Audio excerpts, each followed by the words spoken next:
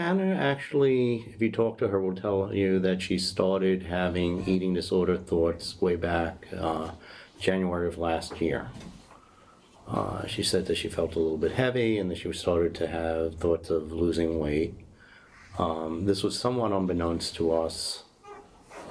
She last year started working on a project for school for her. She is an enrichment program called Wings. That she did a project on fast food where she did comparisons of calories. She saw Fast Food Nation, and over the summer she watched Super Size Me. And from that she, afterwards, after the project, we noticed that she started to read food labels. Particularly during the summer. She was very active. She was out riding her bike. She really seemed pretty normal, though. We'd have lots of barbecues. She was eating normally during the summer. And she was right in the middle of the height and weight curves, which she'd always been beforehand. We told our pediatrician, we think something's up. We think that she's been reading these labels, and his response was, well, don't make a big deal about it, we'll talk to her about it. She started school, so everything seemed normal, but we noticed that she was beginning to lose weight. She was really beginning to exercise with a fanaticism. Didn't seem to be taking pleasure in the exercise, whereas during the summer she seemed to be really enjoying riding her bike. Now it was something that she seemed to be just have an intensity to it for her. I noticed over the summer, and initially it really wasn't that eating related, but I noticed she was becoming somewhat more withdrawn. Hannah's also an avid reader, and all of a sudden she would keep telling me she couldn't really find anything she wanted to read or couldn't focus on the books. So I don't think I would have ever associated that necessarily with an eating disorder, but there was kind of a change. I think I just wrote it off more as, she's getting into, she's going through, changes, puberty or whatever, and it's just kind of that sort of thing. But then, as the summer went on, definitely the whole thing with the food labels and the exercise was starting to become extreme. She would ride her bike up and down the street for hours. And, I would tell her it's time to come in, and she would just have to do one more lap. It also became something for her where, she had to do certain things, like she would have to come into the driveway and turn around and then go up the street. Even our neighbor commented on it. Our next door neighbor, who's known the children all their lives, made a comment to me one day about, how intent Hannah's face was when she was riding up and down the street.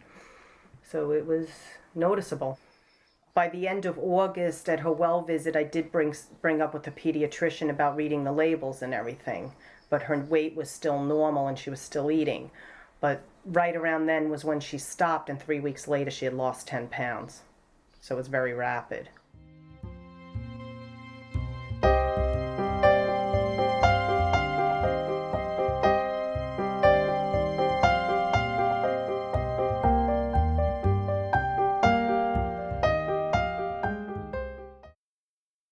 Her weight was still normal at her well visit, but I did bring up the matter of her reading the nutrition labels. And his reaction was not to make a big deal about it. He would talk to her about it. He had a little talk with her about nutrition. Honestly, now in hindsight, I realize all the talking in the world does not work with an eating disordered child. You can't rationalize with them. But 3 weeks later, I had brought her in because she wasn't feeling well. She had a cold. And at that point, I could see that she had lost a considerable amount of weight. So I didn't even say anything. I wanted to see what his reaction was. And of course, he noticed it when he was examining her, and he weighed her. And I was shocked because she had lost 10 pounds. And at that point, he had her drinking the protein shakes, and he wanted her to come in every week to be weighed. But things were just getting progressively worse. I mean, she just kept restricting. We asked for a recommendation for a gastrointestinal specialist because we thought that maybe something else was wrong. I think for me that was a little bit of denial. I think I knew in my heart what it was, but I wanted to rule out something physical.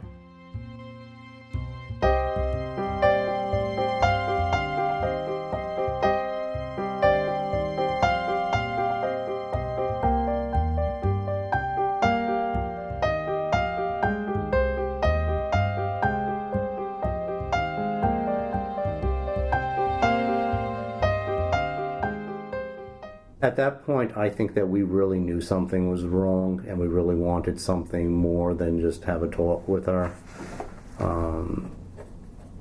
I think that was really the time for a very quick intervention. The doctor, I think, felt, from what I saw afterwards, he looked like he was a deer stuck in headlights. He just did not know how to handle the whole situation. We had things said to us ultimately by a GI specialist who we insisted on going to see when our pediatrician didn't seem to be able to handle the situation, who told us that you'd be better off having a malignancy as opposed to an eating disorder.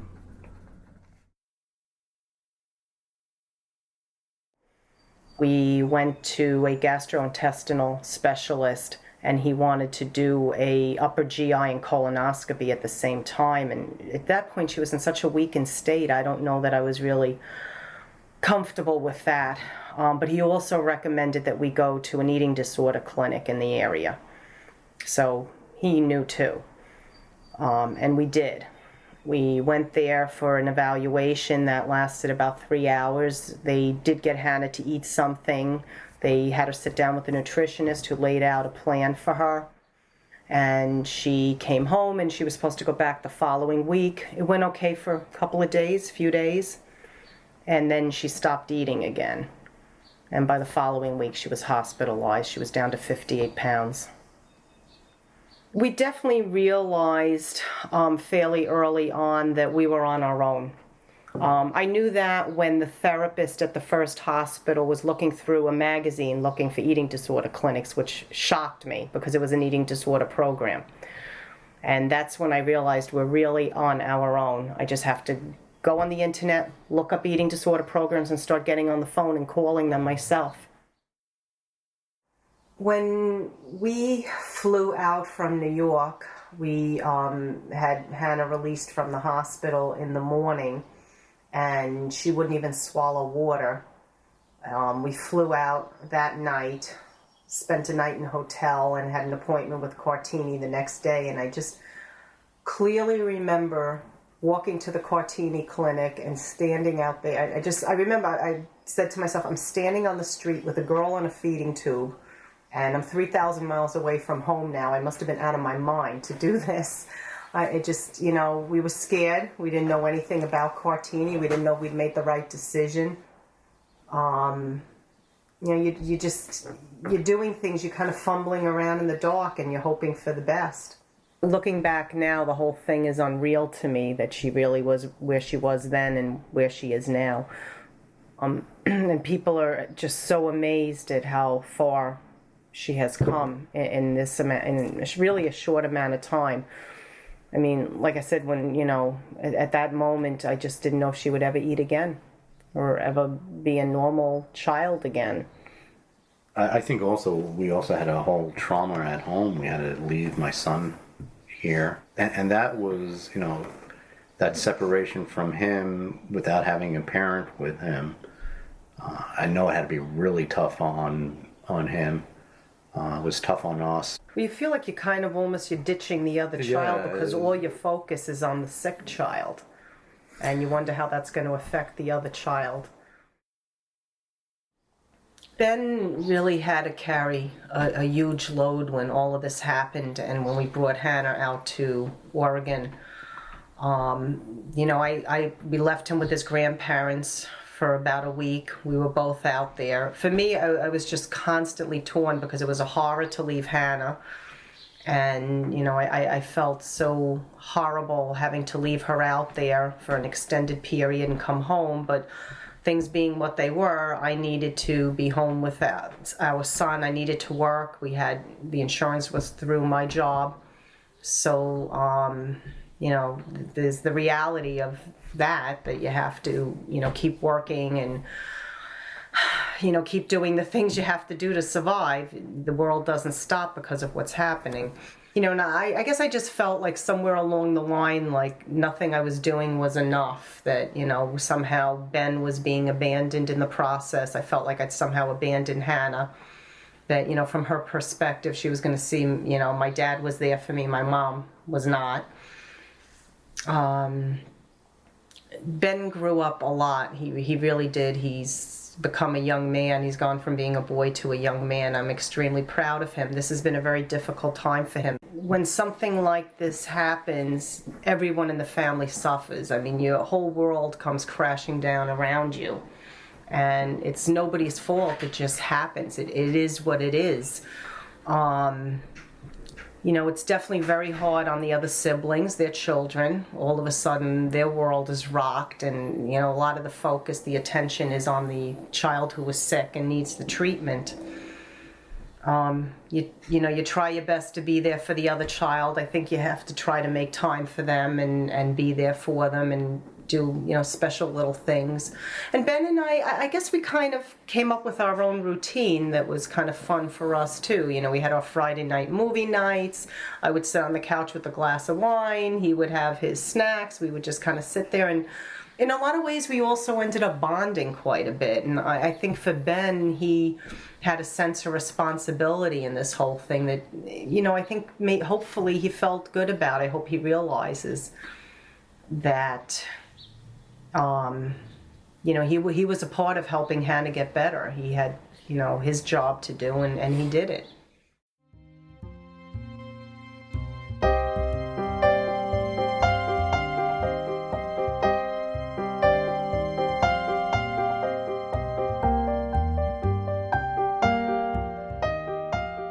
I think if you feel, you're the parent, you know your child, if you think something's wrong, something's wrong.